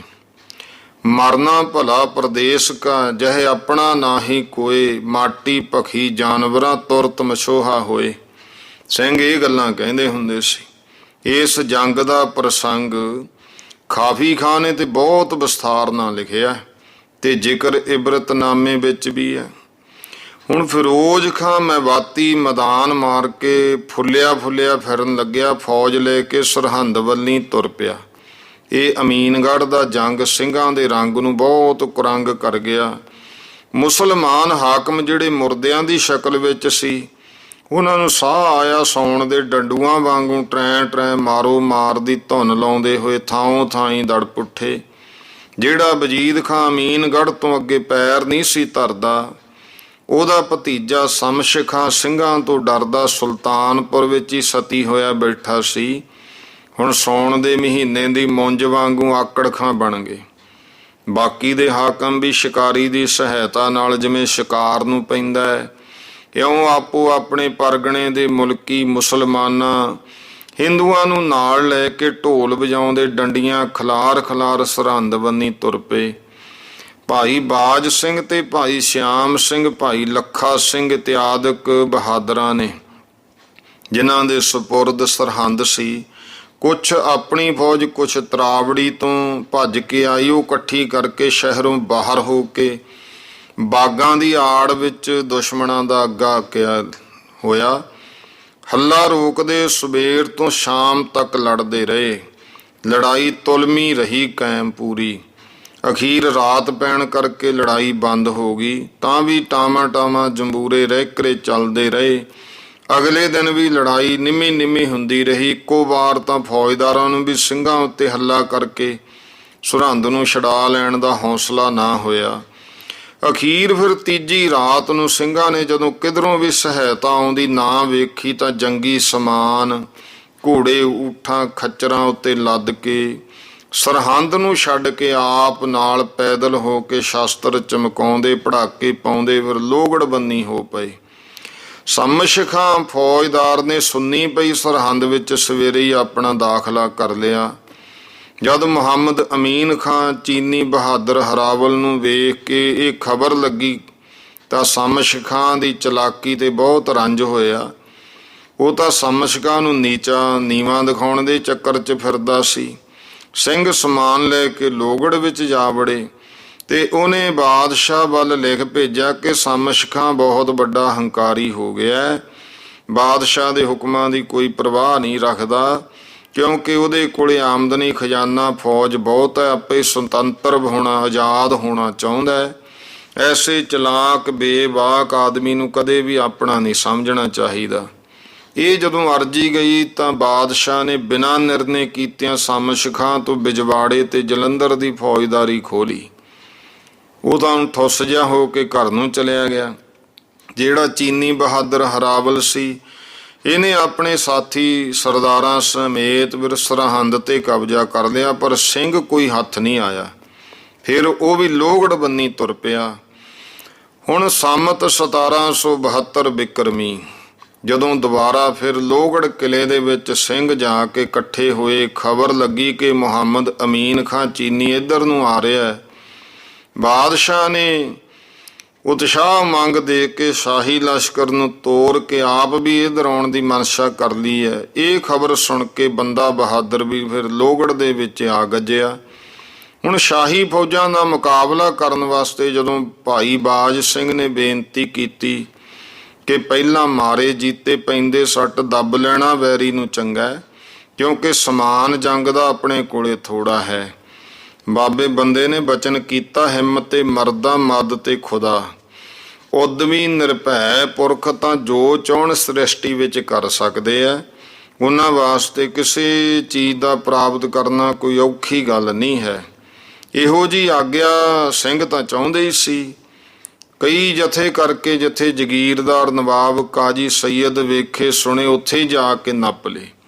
ਅੱਗੋਂ ਕਿਸੇ ਨੇ ਹੱਥ ਨਾ ਉਠਾਇਆ। ਸਿੰਘਾਂ ਨੇ ਆਪਣਾ ਕੰਮ ਕਰ ਲਿਆ, ਅੱਗੇ ਹੋ ਲਏ। ਇਸੇ ਤਰ੍ਹਾਂ ਮਾਰੋ ਮਾਰ ਕਰਦੇ ਜੋ ਵੀ ਜੰਗੀ ਸਮਾਨ ਹੱਥ ਲੱਗਦਾ ਉਹ ਲੋਹਗੜ੍ਹ ਵੱਲ ਭੇਜੀ ਜਾਂਦੇ। ਬਹੁਤੀ ਜਗ੍ਹਾ ਲੜਾਈ ਤਾਂ ਹੋਈ, ਪਰ ਸਿੰਘਾਂ ਦੀ ਤੇਗ ਅੱਗੇ ਕੋਈ ਠਹਿਰਿਆ ਨਾ। ਇਹ ਖਬਰ ਸੁਣ ਕੇ ਮੁਹੰਮਦ ਅਮੀਨ ਖਾਂ ਚੀਨੀ, ਇਹੋ ਜਿਹੇ ਹੋਰ ਅਨੇਕਾਂ ਫੌਜਦਾਰ ਜਿਹੜੇ ਰਵਾ ਰਵੀ ਲੋਹਗੜ੍ਹਬੰਦੀ ਨੂੰ ਆ ਰਹੇ ਸੀ, ਸਭ ਰੁਕ ਕੇ ਆਉਣ ਲੱਗੇ। ਉਧਰੋਂ ਬਾਦਸ਼ਾਹ ਫਰਖਸ਼ੀਅਰ ਉਹਨੇ ਵੀ ਸਿੰਘਾਂ ਦੀ ਕਾਰਵਾਈ ਤੇਜ਼ੀ ਪਰ ਸੁਣ ਕੇ ਸੈਯਦ ਮੀਰ ਅਹਿਮਦ ਖਾਂ ਨੂੰ ਬੁਲਾ ਲਿਆ। ਉਹ ਫੌਜਦਾਰ ਵੱਡੇ ਵੱਡੇ ਚੋਣਵੇਂ ਸਰਦਾਰ ਜੰਗ ਦੇ ਮਤਈਆ ਭਈਆ ਸਾਥ ਲੈ ਕੇ ਗੁਜਰਾਤ ਵੱਲੋਂ ਚੱਲਿਆ ਆਇਆ। ਰੁਸਤਮ ਦਿਲ ਖਾਂ ਫੌਜਦਾਰ, ਹਦਾਇਤੁੱਲਾ ਖਾਂ, ਲੁਫਤ ਖਾਂ ਵਗੈਰਾ ਹੋਰ ਇਹਨਾਂ ਨੂੰ ਫੌਜ ਦੇ ਕੇ ਬਾਦਸ਼ਾਹ ਨੇ ਹੁਕਮ ਦਿੱਤਾ ਵੀ ਸਿੰਘਾਂ ਦਾ ਖੁਰਾ ਖੋਜ ਮਿਟਾ ਦਿਓ, ਬੰਦੇ ਨੂੰ ਫੜ ਕੇ ਮੇਰੇ ਕੋਲੇ ਹਾਜ਼ਰ ਕਰੋ। ਤਦ ਨੂੰ ਸਿੰਘ ਤਾਂ ਹੜ੍ਹ ਦੇ ਜਲ ਵਾਂਗੂ ਮਾਰੋ ਮਾਰ ਕਰਦੇ ਦੂਰ ਪਹੁੰਚ ਗਏ। ਭਾਵੇਂ ਕੋਟ ਆਬੂ ਖਾਂ ਦੇ ਕੋਲੇ ਮੁਲਕੀ ਲੋਕਾਂ ਨੇ ਸਿੱਖਾਂ ਦਾ ਮੁਕਾਬਲਾ ਬਹੁਤ ਕੀਤਾ। ਮੁਲਕੀ ਭਾਵ ਹੁੰਦੇ ਆ ਜਿਵੇਂ ਪਿੰਡਾਂ 'ਚੋਂ ਇਕੱਠੇ ਹੋ ਜਾਣ, ਪਰ ਉਹ ਹਾਰ ਮੰਨ ਕੇ ਫਿਰ ਇਹ ਭੱਜ ਗਏ। ਸਿੰਘ ਵੀ ਜਿਉਂ-ਜਿਉਂ ਸ਼ਾਹੀ ਲਸ਼ਕਰ ਆਉਂਦਾ ਸੁਣਦੇ ਤਿਉਂ-ਤਿਉਂ ਬਹੁਤਾ ਹੱਥ ਮਾਰਦੇ ਪਿੱਛੇ ਨੂੰ ਹਟ ਰਹੇ ਸੀ। ਜਕਾ ਜੱਕ ਇੱਕ ਦੂਸਰੇ ਤੇ ਹੱਲਾ ਕਰਨ ਦਾ ਹੌਸਲਾ ਵੀ ਨਹੀਂ ਸੀ ਰੱਖਦਾ। ਅਖੀਰ ਜਦੋਂ ਸਿੰਘ ਬੇਸ਼ੁਮਾਰ ਜੰਗੀ ਸਮਾਨ ਲੁੱਟ ਕੇ ਮੁੜ ਲੋਹਗੜ੍ਹ ਦੇ ਆਸੇ ਪਾਸੇ ਆ ਕੇ ਉਤਰ ਪਏ। ਤਦ ਨੂੰ ਸ਼ਾਹੀ ਫੌਜਾਂ ਵੀ ਆ ਟੁਕੀਆਂ ਤੇ ਇਹ ਲੋਹਗੜ੍ਹ ਦੇ ਚਾਰੇ ਪਾਸੇ ਦੀ ਸ਼ਿਕਾਰਗਾਹ 10-10, 15-15 ਕੋਹ ਵਿੱਚ ਪਹਾੜੀਆਂ ਝਾੜੀਆਂ ਬਹੁਤ ਸਨ। ਸਢੌਰੇ ਵੱਲੋਂ 5-6 ਕੋਹ ਪਹਾੜ ਬੰਨੀ ਇੱਕ ਉੱਚੇ ਟਿੱਬੇ ਪਰ ਪੰਮੂ ਪਿੰਡ ਦੇ ਕੋਲ ਕਿਲਾ ਲੋਹਗੜ੍ਹ ਹੈ, ਜਿਹੜਾ ਸ਼ਾਹਜਹਾਨ ਦੇ ਸਮੇਂ ਮੁਖਲਿਸ ਖਾਂ ਸੂਬੇਦਾਰ ਸਰਹੰਦ ਨੇ ਬਣਾਇਆ ਸੀ ਤੇ ਉਸ ਦੇ ਦੋਹੀਂ ਪਾਸੇ 2 ਖੱਡਾਂ ਪਾਣੀ ਦੀਆਂ, ਪਹਾੜੀ ਪਾਣੀ ਦੀਆਂ ਵਗਦੀਆਂ ਰਹਿੰਦੀਆਂ ਤੇ ਕਿਲਾ ਜਿਹੜਾ ਸੀ ਉਹਦੇ ਆਲੇ ਦੁਆਲੇ ਬਹੁਤ ਉੱਚੇ ਪਹਾੜ ਸਨ। ਭਾਵੇਂ ਹੁਣ ਤਾਂ ਉਸ ਕਿਲੇ ਨੂੰ ਲੋਕਾਂ ਨੇ ਖੋਲਾ ਜਿਹਾ ਵੀ ਨਹੀਂ ਛੱਡਿਆ, ਸਭ ਮਲਬਾ ਲੈ ਗਏ ਚੱਕ ਕੇ। ਸ਼ਾਹੀ ਫੌਜ ਕਿਲੇ ਤੋਂ 8-8 ਕੋਹ ਸਢੌਰੇ ਗਿਰਦੇ ਆਲੇ ਦੁਆਲੇ ਜਾ ਉਤਰੀ, ਕਿਉਂਕਿ ਉਸ ਸਮੇਂ ਹਰੇਕ ਤਰਫ ਤੋਂ ਸ਼ਾਹੀ ਫੌਜਾਂ ਦੇ ਧੱਕੇ ਹੋਏ ਸਿੰਘ ਆ ਕੇ ਇਸ ਕਿਲੇ ਦੇ ਆਲੇ ਦੁਆਲੇ ਪਹਾੜੀਆਂ ਤੇ ਮੋਰਚੇ ਕਾਇਮ ਕਰੀ ਬੈਠੇ ਸੀ। ਤਾਂ ਹੀ ਸ਼ਾਹੀ ਫੌਜ ਦੂਰ ਦੂਰ ਠਹਿਰੀ ਹੋਈ ਅਨੇਕਾਂ ਤਰ੍ਹਾਂ ਦੀਆਂ ਗੂੰਦਾਂ ਗੁੰਦ ਰਹੀ ਸੀ। ਕੋਈ ਕਹਿੰਦਾ ਸੀ ਹੱਲਾ ਕਰਕੇ ਕਿਲੇ ਤੇ ਚੜ੍ਹ ਜਾਓ, ਕੋਈ ਫੌਜਦਾਰ ਘੇਰਾ ਪਾ ਕੇ ਬੈਠਾ ਰਹਿਣ ਨੂੰ ਹੀ ਚੰਗਾ ਸਮਝਦਾ ਹੈ, ਕੋਈ ਕਹਿੰਦੇ ਸੀ ਕਿਲੇ ਦੇ ਅੰਦਰ ਕੁਝ ਜਾਣ ਨਾ ਦਿਓ, ਆਪੇ ਭੁੱਖੇ ਮਰ ਜਾਣਗੇ, ਕੋਈ ਕਹਿੰਦਾ ਹੌਲੀ ਹੌਲੀ ਲੜਦੇ ਹੋਏ ਮੋਰਚੇ ਵਧਾਈ ਚੱਲੀਏ, ਇਸ ਗੱਲ ਨੂੰ ਪਸੰਦ ਕਰਦੇ ਸੀ। ਤੋ ਜਿੰਨੇ ਮੂੰਹ ਸੀ ਉਨੀਆਂ ਸਲਾਹਾਂ। ਬਾਕੀ ਵੱਡੇ ਵੱਡੇ ਅਮੀਰ ਜੰਗ ਜਿੱਤਣ ਦੀ ਤਜਵੀਜ਼ ਵੱਖਰੀ ਵੱਖਰੀ ਕਰ ਰਹੇ ਸੀ। ਅਖੀਰ ਇਹ ਤਾਂ ਸਲਾਹਾਂ ਹੀ ਕਰਦੇ ਰਹੇ ਤੇ ਬਾਬੇ ਬੰਦੇ ਨੇ ਕਿਲੇ ਵਿੱਚੋਂ ਨਿਕਲ ਕੇ ਰਾਹਾਂ ਦੇ ਸੂਹੇ ਸਿੱਖ ਜਿਹੜੇ ਸੀ ਅੱਗੇ ਲਾ ਕੇ ਸ਼ਾਹੀ ਫੌਜ ਤੇ ਹੱਲਾ ਕਰਤਾ। 15-18 ਹਜ਼ਾਰ ਬਹਾਦਰ ਸਿੱਖ ਜਦੋਂ ਤੁਰਕਾਨੀ ਫੌਜ ਸੈਨਾ ਤੇ ਅਚਨਚੇਤ ਜਾ ਪਏ ਤਾਂ ਘਬਰਾ ਕੇ ਸਾਰਿਆਂ ਨੂੰ ਪ੍ਰਾਣ ਬਚਾਉਣ ਦੀ ਪੈ ਗਈ। ਕੋਈ ਤੰਬੂ 'ਚ, ਕੋਈ ਕਨਾਤ ਉੱਲੇ, ਕੋਈ ਦਰੀ ਹੇਠਾਂ, ਕੋਈ 4 ਜਾਮਾਂ ਹੀ ਉੱਤੇ ਲੈ ਕੇ ਅੱਖਾਂ ਮਿੱਟੀ ਪਿਆ, ਬਹੁਤੇ ਭੱਜ ਤੁਰੇ। ਪਰ ਸਿੰਘਾਂ ਨੂੰ ਜਿੰਨਾ ਜਿੱਤ ਦਾ ਫਿਕਰ ਸੀ ਉਹਨਾਂ ਲੁੱਟ ਦਾ ਮਾਲ ਚੁੱਕਣ ਦਾ ਪਿਆਰ ਨਹੀਂ ਸੀ। ਪਰ ਫਿਰ ਵੀ ਜੋ ਕੁਛ ਹੱਥ ਲੱਗਿਆ ਸਭ ਨੇ ਕਿਲੇ 'ਚ ਲਿਆ ਰੱਖਿਆ ਔਰ ਕਈ ਮਹੀਨੇ ਦੀ ਤਸੱਲੀ ਕਰ ਲਈ। ਕੱਪੜੇ ਪਾਲਾ ਕੱਟਣ ਜੋਗੇ ਆ ਗਏ। ਤਦ ਨੂੰ ਮੱਘਰ ਮਹੀਨਾ ਖਤਮ ਹੋਇਆ ਤੇ ਪੋਹ ਚੜ੍ਹ ਗਿਆ। ਐਸੀ ਬਰਖਾ ਹੋਣ ਲੱਗ ਪਈ। ਕਾਫੀ ਖਾਨ ਨੇ ਤਵਾਰੀਖ ਲਿਖੀ ਹੈ, ਮੁਸਲਮਾਨ ਹੈ ਉਹ।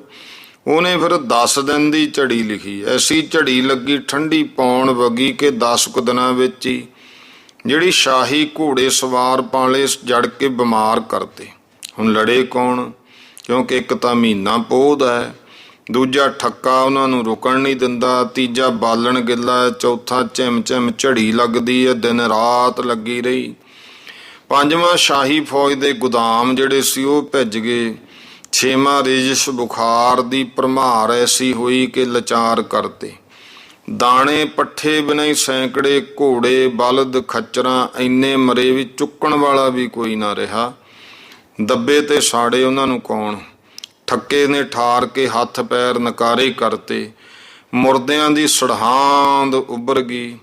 ਬਰਸਾਤ ਬਹੁਤੀ ਹੋਣ ਕਰਕੇ ਪਹਾੜਾਂ ਦੇ ਹੜ੍ਹਾਂ, ਨਦੀਆਂ ਨਾਲਿਆਂ ਦੇ ਪਾਣੀ ਤੋਂ ਸਿੰਘ ਤਾਂ ਕਿਲੇ ਵਿੱਚ ਉੱਚੀ ਜਗ੍ਹਾ ਆਰਾਮ ਨਾਲ ਬੈਠੇ ਐ। ਜਿਹੜੀ ਮੁਹੰਮਦੀ ਸੈਨਾ ਉਹਦੇ ਵਾਸਤੇ ਤਾਂ ਇੱਕ ਬਹੁਤ ਹੀ ਜਾਣੋ ਸੱਚਮੁੱਚ ਕਿਆਮਤ ਆ ਗਈ।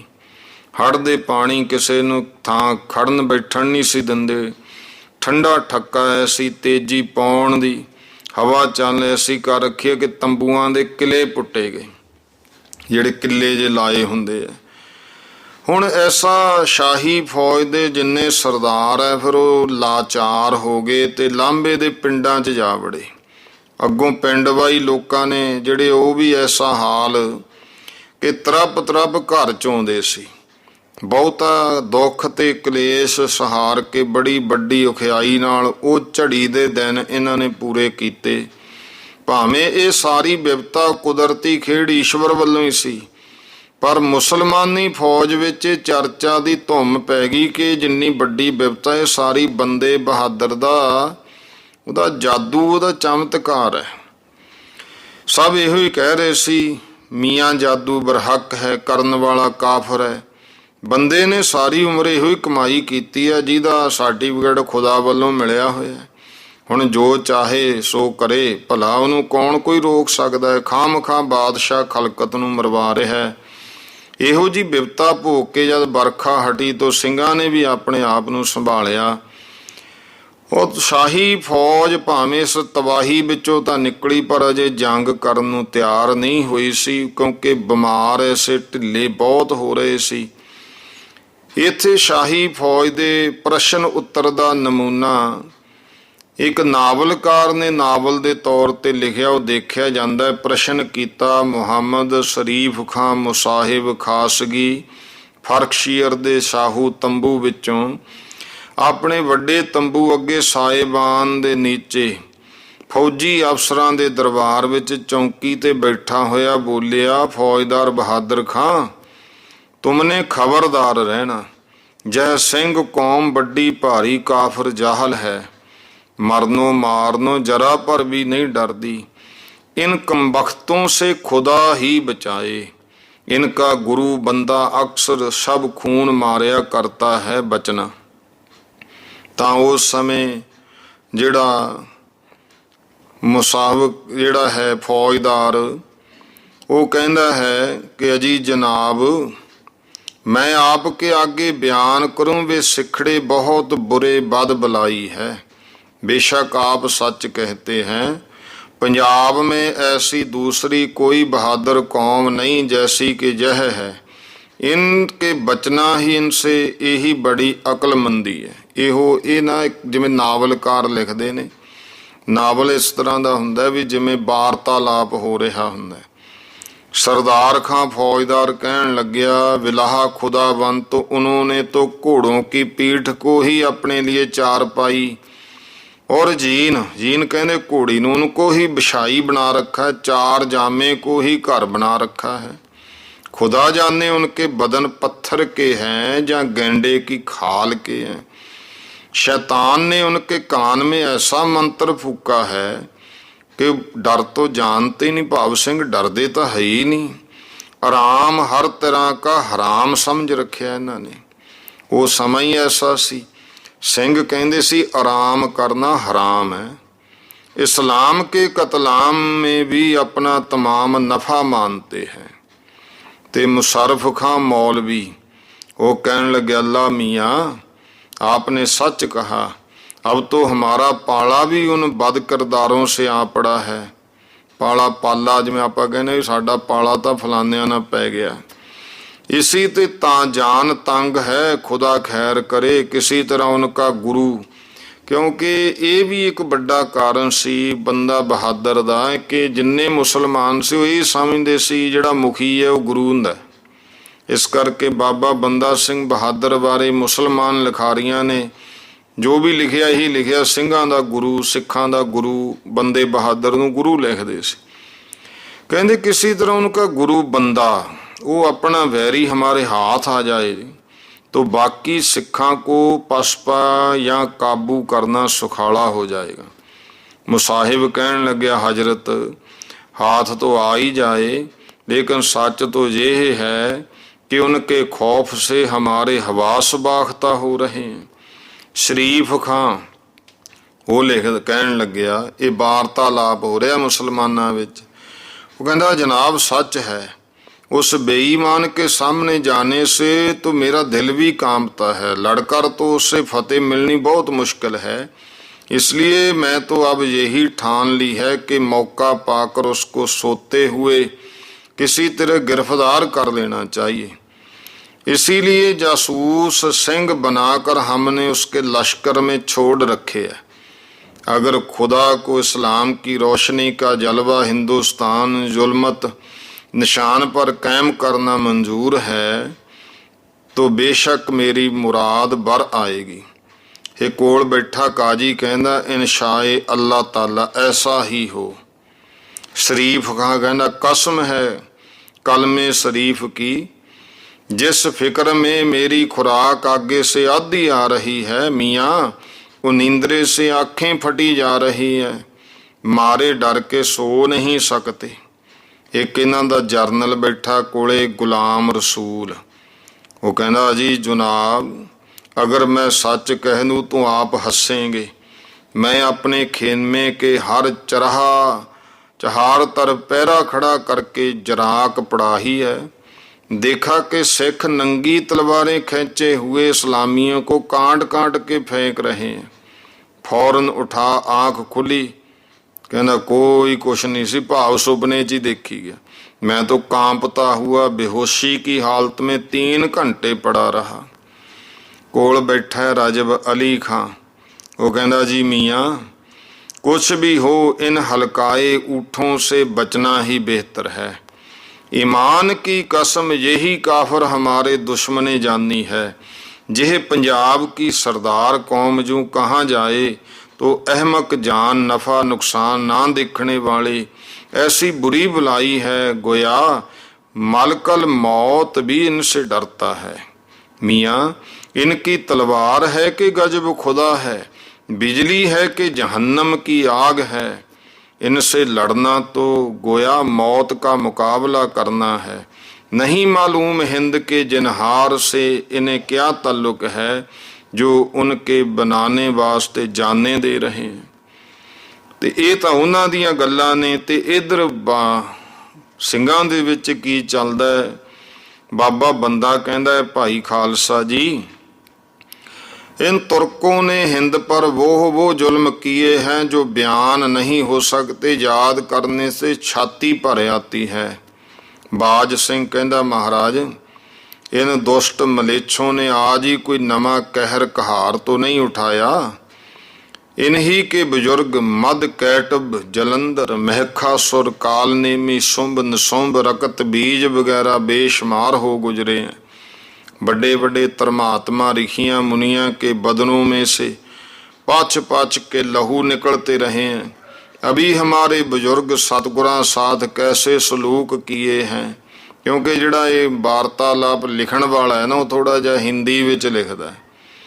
मासूम बच्चे शीर खोर बेगुनाह कैसी बेतरसी नाल मारे हैं। बाज सिंह कहंदा है गरीब नवाज इनके जुल्म याद आते हैं तो यही मन में ठट जाती है कि जहाँ तक नाक में दम है जीत हार तो करतार के हाथ है, लड़ना हमारा काम है। बाबा बंदा कहंदा भाईओ ये बाज सिंह सच कहंदा है। खालसा जी को ऐसा ही करना चाहिए क्योंकि अकाल पुरख ने सतगुरां नूं जीवों की मुकत मरने को सो भेजा है। वो तो सिख होते ही हासिल हैं और दुनियावी मामले के तह करने को तेग फड़ाई है तलवार भाव। प्यारे भाई साहब सावधान रहना और 2.5 फट लड़ाई के याद रखना। सिंह कहन लगे गरीब नवाज धर्म युद्ध में तो ये तुर्क हमें कभी नहीं जीतेंगे, लेकिन बेईमानी दगेबाजी से जो होगा सो देखा जाएगा। बाबा बंदा कहन लग्या प्यारे खालसा भाइयों बेशक आप सच कहते हैं, लेकिन यतो धर्म ततो जय। धर्म युद्ध करना तुहाडा धर्म है। जीतोगे तो जस और दुनियावी सुख भोगोगे। जूझ गए, जूझ दा भाव हुंदा शहीदी पाउणी, तो जूझ गए तो शहीदी सचखंड की मिलेगी। दोनों हाथ में तुम्हारे लड्डू हैं। भाई दरबारा सिंह कोल बैठा कहना भला एकाएकी ਸਿੰਘਾਂ ਨੂੰ जीत लेना कोई दाल भात है। जे बड़ी टेढ़ी खीर खानी सार के चने चबने है, लोहे दे चने। बाबा बंदा कहंदा गुरु के लाल बहादरो अज सावधान रह कर, रात भर सौना नहीं, कमर कसे कस के रखो। काठियां घोड़ों पर चढ़ी रहे, तोड़े सुलगते तोड़ियों पर जड़े रखना। दुगाड़े भरे रखो, मत कहीं गाड़े भंग दे पहाड़े हाथ मार जाए। सब ने जही गुरमता पका लिया। हुण ये तो इधर गल्लां, हुण उधर की हो रहा तुर्कां दी आपस विच। करीम बख्श कह रहा है अजी साहिब हमने सुना है मारे डर के काफर तो कहीं के कहीं पहाड़ों झाड़ों में घुसे, किला खाली पड़ा है। काजी कहता वाह ऐसा क्यों ना हो, किसकी मजाल है कि इस्लाम के सामने हो। जानी खां कोल बैठा कहता मियाँ काजी आज तो हुक्म जी दीजिए जश्न हो। हाँ जरा शहजादे के मुंह की भी ले लो, वजीर के कानों में से काढ़ लो भाव, ਉਹਨੂੰ भी दस ਦਿਓ। एक झपट खां बैठा कोल, वो कहना री पठारी मैंने पुख्ता हाल सुना है, अब काफर नहीं लड़ेंगे, क्योंकि ਸਿੰਘਾਂ ਨੂੰ काफर ਕਹਿੰਦੇ ਸੀ। वाह मियाँ फिर यारदे पुला उड़े, जो हो सो हो, क्या जान मांग के ले आया, कोई लड़े मरे। जहाँ तो भागतों के आगे लड़तों के पीछे, जवान की तेग से तो 10,000 को हाथ मारे बिना नहीं रहते, लोहे की ठोकर खाना ही ठीक है। कोल बैठा एक गनी खां नाम का उन्हों का सरदार, वो कहता जी जनाब आपसे मेरा इतफाक है कि इसीलिए 3 दिन से शाही खेमे की तरफ नहीं मैं गया। कल का जिक्र है, कहना मैं एक बेश्या के घर से फजरे इधर आ रहा था, उधर से मिर्जा जाफर बेग 4 आदमियों के साथ मिला, कुछ बातें कर रहे सी। श्यामत फौरन 2 सिख सूरत फरेश्ता आ पहुंचे, बिना हील हुज्जत मिर्जा जी को तो मैं असखास लाठियों से ही पाश पाश कर डाला। भाव उन्होंने कहते असी गल्लां करदे ते 2 सिख आए, लाठियां मार मार के मारता। इस तरह जब मुझ पर क्यामत टूटी, मैं तो हाथ बांध दांतों में घास लेके उनके पाँव में गिर पड़ा। इन्हों को इन्हें मुँह च घा लेके हाथ बन के इस्लाम की मुजमत, सिखों की तारीफ यहाँ तक की कि जिसको सुनते ही मुझे छोड़ गए, वरना आज जान जाती रही। दूजा कहता फिर क्या दीन के पीछे जान दे डालते। भाव कहता दीन धर्म लब धर्म पिछे जान दे दिए असी। गनी खा कहता जान से ही तो जहान है। हुण यही फर्क सी। कई हुण ये हुंदे भी सिख थोड़े तुरक बहुते, सिख जित किवें जांदे सी। सिख कहंदे सी धर्म पिछे जान देवांगे तो गुरु की खुशी मिलू। ये कहंदे सी जान है तो जहान है, धर्म लई जान दे के फिर असी की धर्म सिर ते धरना, जान ही ना रही धर्म कौन कमाऊ। ये कहंदे जान है तो जहान है। गनी खां कहंदा कोई जीते कोई हारे, हमें तो सिर्फ हलवे मंडे से काम है। इन्हां दियां ये गल्लां हुंदियां ते ये लिखण वाला फिर इधर बाबा बंदे दा ਸਿੰਘਾਂ ਦਾ ਜ਼ਿਕਰ करदा है। कहंदे बंदा कहंदा प्यारे खालसा जी, सजे तजे सावधान रहना, मैं जरा को नींद ले लूं। कई दिन रात गुजरे, मलेच्छों ने जरा भार भी आंख नहीं लगने दी। जमादार सावन सिंह वो कहन लग्या देखना है कहीं कुछ खटका मालूम हो तो मुझे जगा देना। कमर कसा कसे कसाई बंदा एक वृक्ष के नीचे हो गया। घोड़ा जीन पाए कोल बंदा है, पहरे वाले और टांगू सिखों के भरोसे सब सौ गए।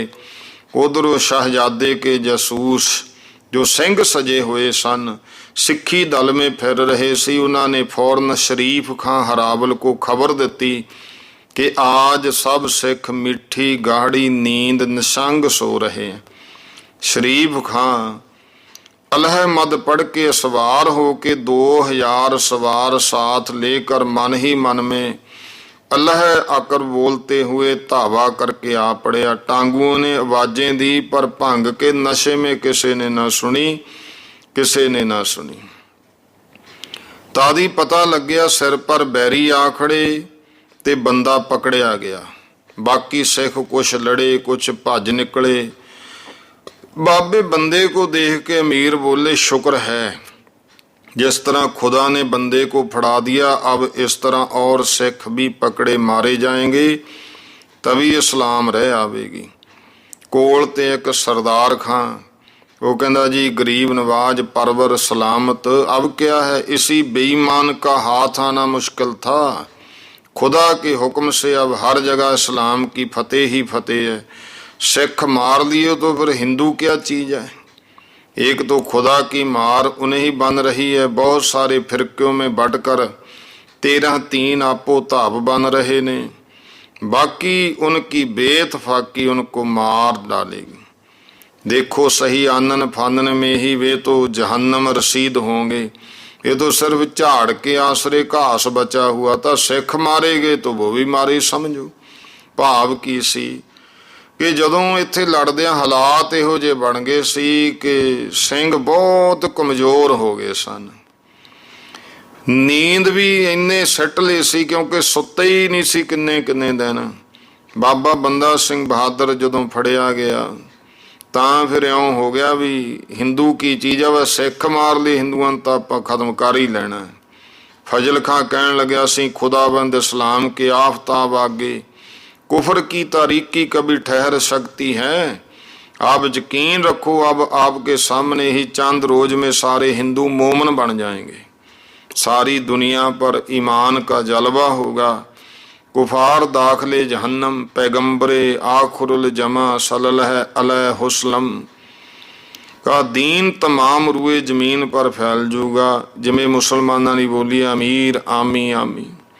काजी कहता मेरी राय तो इस तरह की कि गुफ्तगू के पेशतर बंदे काफिर के गिरफ्तार होने की खुशी पर खुदा का शुक्रिया अदा करो। मरे सरदार न सिपाह के लिए खाना नफीस उमदा उमदा खुलाकर अमान के उम्मीदवार करके हौसले बढ़ाने चाहिए है। सारे फिर एक जवान बेशक बेशक। काजी उनके सब के आगे घुटनों के बल झुके और पीछे अमीर समेत सब झुक गए। काजी हाथ उठा के काफरों पर मुसलमान को फतेहयाब बनाया। सब एक संग बोले अलहमदुलिल्लाह अलहमदुलिल्लाह। इन्हां दी अपनी बोली ते उस समय मुसलमानां दी खुशी किहो जी हुई जदों बाबा बंदा सिंह फड़िया गया ते इन्हां दी खुशी विच की गल्लां होईयां। कोई कहंदा सदके मैं नबी सैदे मके मुदीनी। काजी कहंदा इतलाफे अली के असहाब के लश्कर मेरा दुश्मनों से बचाया। सब अल्हम्दुलिल्लाह। काजी की मेहर बड़ी तूने बस मेरे खुदाया। कोई कुछ कहंदा कुछ इहो जे जिहड़े है भावे अपना लै नौ लैंदे ने। कहते इस हिंद में सब दूर हुई कुफर की जुल्मत की, तुमने रहमत नकारे हरेक सितम बजाया।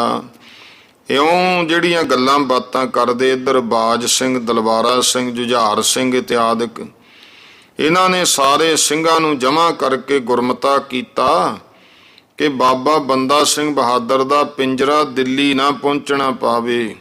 जिस तरह हो सके हुण आपां वो छड़ाईए।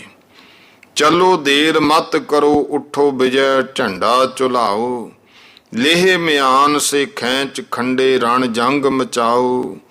कमरे कस कर उठो धनख मुखसर तर साधो, सजो केसरी बस्तर कर कंगने बाधो। तुम आगे एह कौन नीच है जबन बिचारे, सिंह जगे कहूँ स्वान ठहर है समर मजारे। पग तल इनको दलो कोट त्रिन यवन दल, तनक शंक न करो धर्म जितन तित जय पल। धर्म रखिया हेत पंथ एह सतगुर कियो, गो गरीब दिज संत हिंद पालक तुम थियो। सिंह नाम की लाज आज तुम पालो बीरो, यवन बंद को ध्वंस करो बिन दे रह चीरो। इन दुष्टों के पाप आप को प्रेर ले आए, त्रिग तिसको जो सिंह होए नह तुरकै घाए। कहते तरकार आ ਉਹਨੂੰ ਸਿੰਘ हो के तुरक ਨੂੰ ना मारे। अहो वीर धर धीर खैंच शमशेरै धावो, धर अकाल का ध्यान मुगल पठान हिंगावो। जिस नरदयन पिखो गुरु के बालक मारे। कहते वेखो इन्हां नरदइयां ने गुरु के बालकां नूं मारिया। कसम कुराने खाए फेर छल कीने भारे, त्रिग है इनका दीन मात पित त्रिग आचारज। दगा दरोग सखाए करे ईमानो खारज। धर्महीन का दीन खीन सुख कर है दो, मार जवन कुल भले हिंद पालक तुम हो। जूझो पैहो मुक्त जीत लैहो धर राजू। कहते जे तां शहीद हो गए मुक्ति मिलू, जित गए बच गए तां राज। सन्मुख दुष्ट है मार मार कर करत किने अपना काजू, चमकै दमकै तेग ठनक शस्त्र बखतर, छोडो तीर तुफंग हतो रण में आरण चल कर। आरण आर बैरी, ਇਹ ਸੁਨ ਸਿੰਘਨ ਸਬਨ ਕਰੀ ਪ੍ਰਤੱਗਿਆ ਐਸੀ, ਕਿਉਂ ਨਾ ਸਿੰਘ ਬਨ ਲੜੈ ਸਿਆਰ ਗਨ ਤੁਰਕੂ ਵੈਸੀ। ਕਹਿੰਦੇ ਗਿੱਦੜਾਂ ਵਰਗੇ ਤੁਰਕ ਨੇ ਤੇ ਆਪਾਂ ਸ਼ੇਰਾਂ ਵਰਗੇ ਲੜੀਏ ਕਿਉਂ ਨਾ। ਦਿੱਲੀ ਕਾਬਲ ਪਤੀ ਸ਼ਾਹ ਚੜ ਕੇ ਕਿਨੇ ਆਵੇ, ਭਾਵੇਂ ਦਿੱਲੀ ਤੇ ਕਾਬਲ ਦਾ ਬਾਦਸ਼ਾਹ ਵੀ ਕਿਉਂ ਨਾ ਚੜ ਕੇ ਆ ਜੇ। ਹਮ ਨਾਹੇ ਡਰ ਹੈ ਕਭੀ ਪਕੜ ਖੰਡੇ ਅਰ ਕਾਵੇ, गुरु हमारे पीठ ठोक सिंगन प्रत भाख्यो, 1.25 लाख सै एक लड़ाऊं निश्चा राख्यो। कहते अपने गुरु ने तो बचन कहे है ना, बुझो मार है शेर चिड़ी ते बाज तुड़ाऊं, तब ही नाम गोबिंद सिंह जग में बिदताऊं। टरे मेर धर ध्रुव शशि सूरज मर्यादा।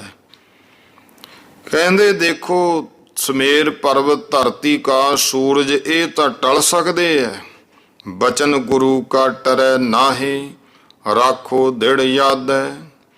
ਇਹ ਬਿਦ ਕਰ ਗੁਰਮਤਾ ਕਤਾ ਲੜਨੇ ਸਾਜੀ, ਸੋਧ ਅਰਦਾਸੇ ਚੜੇ ਬੀਰ ਹਨ ਨਾਏ ਤਾਜੀ। ਤਾਜੀ ਨਾਮ ਘੋੜਿਆਂ ਨੂੰ। ਦੋਹਰੀ ਚੋਭਾ ਲੱਗੀ ਨਗਾਰੇ ਧੁੰਸਨ ਪਰ ਹੈ, ਸਿੰਘਨ ਤੁਰੰਗਨ ਤਈ ਵੀਰ ਰਸ ਚੜਿਓ ਅਡਰ ਹੈ।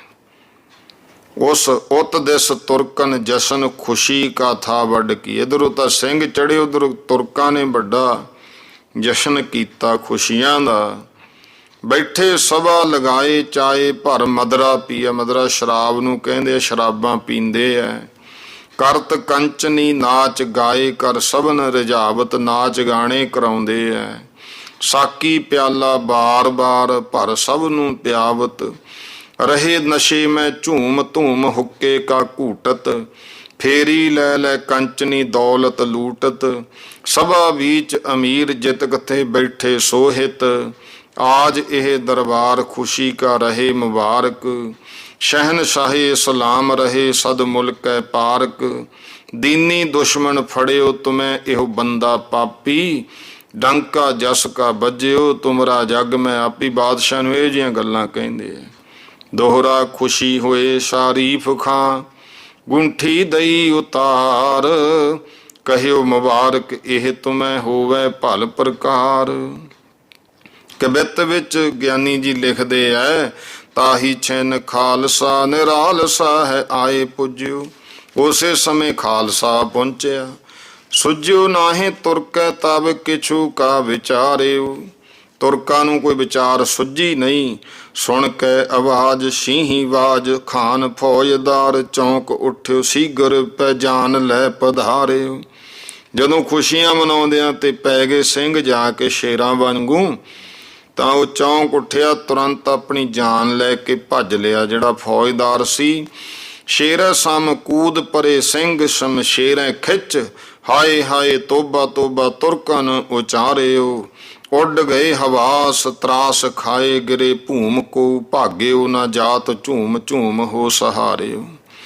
ਤੇ ਸਿੰਘਾਂ ਨੇ ਐਸਾ ਹੱਲਾ ਕਰਤਾ, ਤਾਹੀ ਛਿਨ ਗਿਨ ਗਿਨ ਸਿੰਘਨ ਚਲਾਈ ਤੇਗ।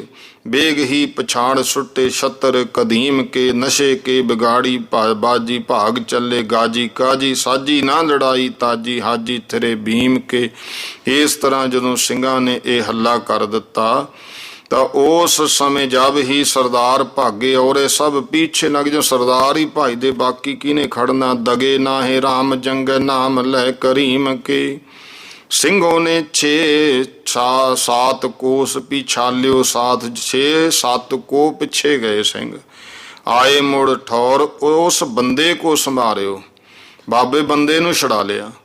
ਕਾਟ ਬੇੜੀ ਪਿੰਜੜਾ ਤਬਕ ਹਾਥ ਕੜੀ ਛੜੀ, ਗੜੀ ਮੈਂ ਲਿਆਏ ਪਾਏ ਆਨੰਦ ਅਪਾਰਿਓ। ਫਿਰ ਉੱਥੋਂ ਫੇਰ ਕਿਲੇ ਵਿੱਚ ਲਿਆਏ। ਤੁਰਕਨ ਕੀ ਹੋਈ ਹਾਰ, ਸਿੰਘਨ ਕੋ ਜੈ ਜੈਕਾਰ। ਜਹਾਂ ਤਹਾਂ ਫੈਲੀ ਸਾਰ, ਇਹ ਬਿਨ ਬਾਰਿਓ। ਸਾਰ ਯਾਹੇ ਪਾਏ ਸ਼ਾਹੇ ਝੂਰਿਓ ਮਨ, ਮਾਹੇ ਬਹੁ ਫੇਰ ਹੋਈ ਫੌਜ ਭੇਜੀ ਜੰਗ ਜੈਤ ਵਾਰਿਓ। ਇਉਂ ਜਦੋਂ ਪਹਿਲੀ ਵਾਰ ਫੜਿਆ ਗਿਆ ਬਾਬਾ ਬੰਦਾ ਸਿੰਘ ਬਹਾਦਰ ਤੇ ਸਿੰਘਾਂ ਨੇ ਫਿਰ ਉਹਦਾ ਪਿੰਜਰਾ ਛਡਾ ਲਿਆ ਸੀ। ਪਿੰਜਰਾ ਕੱਟ ਕੇ ਫਿਰ ਵਾਪਸ ਆ ਗਏ ਤੇ ਫਿਰ ਇਹ ਲੋਹਗੜ੍ਹ ਦਾ ਅਖੀਰਲਾ ਜੰਗ ਹੁੰਦਾ ਹੈ। ਇਹ ਤੋਂ ਬਾਅਦ ਕਈ ਜੋ ਦੁਆਬੇ ਦੇ ਜੰਗ ਹੁੰਦੇ ਆ, ਫਿਰ ਸਿੰਘ ਜਿੱਤਦੇ ਨੇ। ਉਹ ਆਪਾਂ ਕਥਾ ਕੱਲ੍ਹ ਅੱਗੇ ਸਰਵਣ ਕਰਾਂਗੇ। ਸਮਾਂ ਹੋ ਗਿਆ ਸਮਾਪਤੀ ਦਾ, ਭੁੱਲ ਚੁੱਕ ਦੀ ਖਿਮਾ। ਸਰਬੱਤ ਮਾਈ ਭਾਈ ਉਚਾਰਨ ਕਰੋ ਜੀ। ਵਾਹਿਗੁਰੂ ਨਾਮ ਜਹਾਜ਼ ਹੈ, ਚੜ੍ਹੇ ਸੋ ਉਤਰੇ ਪਾਰ। ਜੋ ਸ਼ਰਧਾ ਕਰ ਸੇਵੰਦੇ, ਗੁਰ ਪਾਰ ਉਤਾਰਨਹਾਰ। ਵਾਹਿਗੁਰੂ ਜੀ ਕਾ ਖਾਲਸਾ, ਵਾਹਿਗੁਰੂ ਜੀ ਕੀ ਫਤਿਹ।